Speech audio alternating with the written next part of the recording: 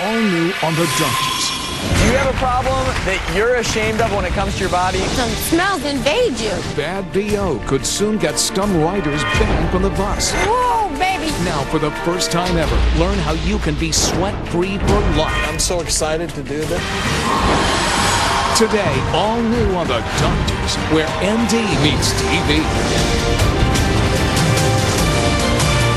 Our next problem comes from two sisters. They're so ashamed they avoid going out in public wearing certain types of clothing. And it may be an issue you're facing as well. We share all kinds of things as sisters. Dresses, makeup. One of the things we share that we wish we really didn't was juicy pits. This is just a few minutes of sweat. My sweat rings go down here. I was having a conversation with somebody and it was literally dripping down my arm and you could see it splashing on the floor. I was so mortified. I have the same symptoms as she does. Mine is smelly. It is not pretty. It doesn't matter if it's hot or cold. No, it doesn't. I'll be freezing, shivering, and it'll be beads of sweat dripping down. I don't like to put my clothes on my armpits. I'm in a tank top every day. She's still brave enough and buys white shirts. I don't even buy them anymore because it just yellows. There are so many different products out there, and we've tried them all. There's the clinical strengths, there's the prescription strengths. I absolutely cannot stand putting the prescription on. It burns, it burns, it burns. I have attempted to use panty liners. That was a disaster. We don't want to live with this anymore. So, sweaty armpits, let's face it, everyone suffers from it now and then, right? Yeah, I got on stage, I think. How am I doing there? Uh-oh. Not too bad. I've had worse. But that's not But bad. again, you're wearing this big white coat. It's hot up here. I have a suit on and a blue shirt. You've got that. You got a little bit. Yeah. Do I? Yeah. See, it's hard. You do. Lisa? But Well, just take her word for it. She doesn't. She's not fitting out. Everyone thinks I wear scrubs just because I like There them. you go, It's because I don't sweat. There's a lot more air movement.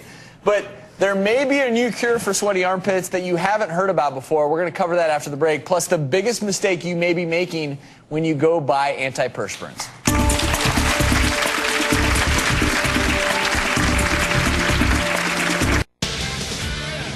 We have really, Overactive sweat glands. it doesn't matter if it's hot or cold. I'll be freezing, shivering, and it'll be beads of sweat dripping down. It makes you very self-conscious.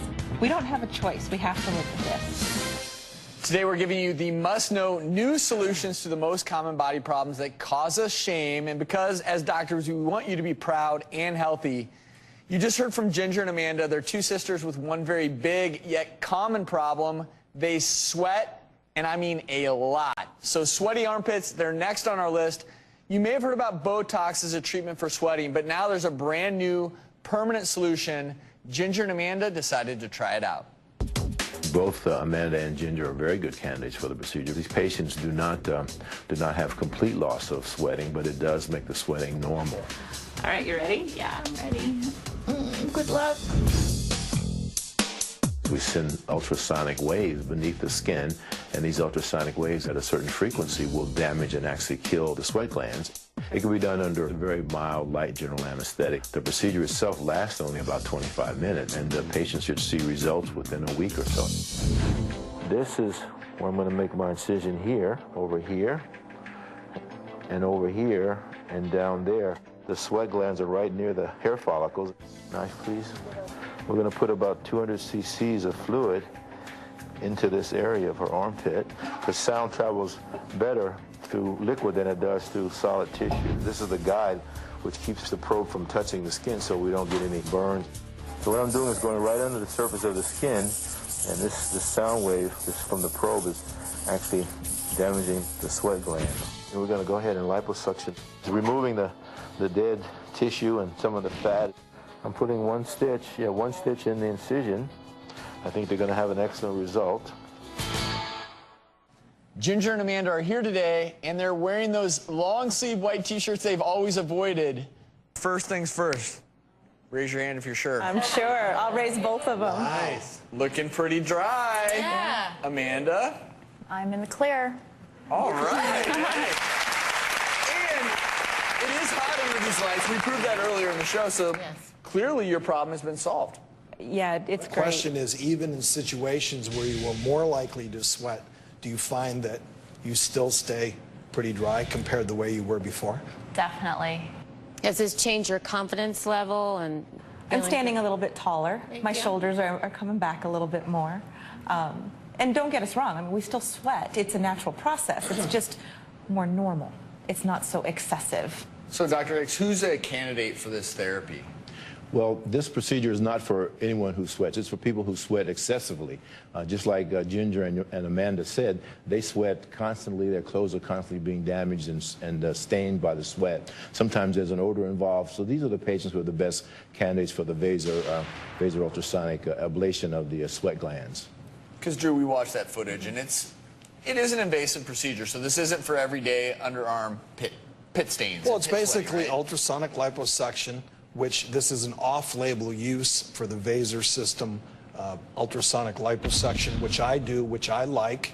But, Travis, what we're going to do now is, I'm so excited to do this. I have the greatest little demonstration, and this is all about common sweating solutions. We're going to talk to you about deodorants, antiperspirants, and then finally, what we did here, the Vaser treatment to actually eliminate the sweat glands. So if you bear with me here, these are our sweat glands, the balloons, okay? This is the level of our skin, and what's below that would represent the exterior where we sweat to, okay? So in this case, we're talking about using deodorant, just something to make our sweat better, okay? It's gonna be fun.